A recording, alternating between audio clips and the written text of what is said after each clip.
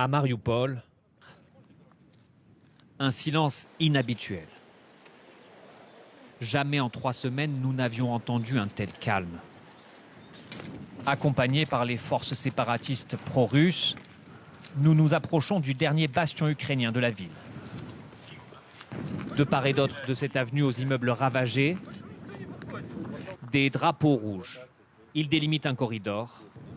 Les Russes ont décrété un cessez-le-feu de 4 heures.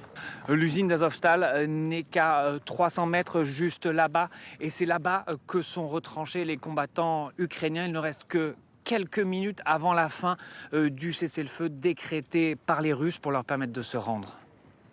Soudain, un groupe semble arriver de l'usine. Les soldats tchétchènes autour de nous sont sur le qui-vive. Il s'agit en fait de soldats russes partis en reconnaissance. Selon eux, personne n'est sorti de ce côté-là.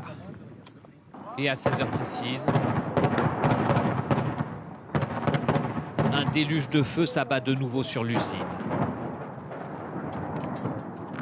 À droite, on voit une frappe. Ces images de drones donnent l'ampleur du pilonnage des Russes et des séparatistes sur Azovstal. Au sol, les soldats tchétchènes s'apprêtent à repartir à l'assaut d'Azovstal. On va entrer immeuble par immeuble pour les prendre, jusqu'à Azovstal.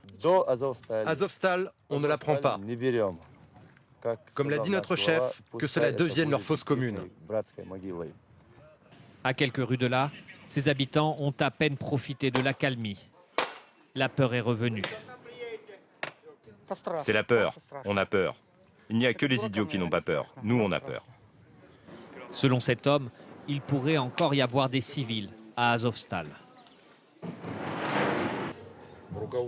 La direction avait donné son accord pour que les ouvriers et leurs familles puissent s'installer dans l'abri anti-bombardement. Les Ukrainiens ont diffusé cette vidéo de femmes et d'enfants disant qu'ils sont sous l'usine. Impossible à vérifier.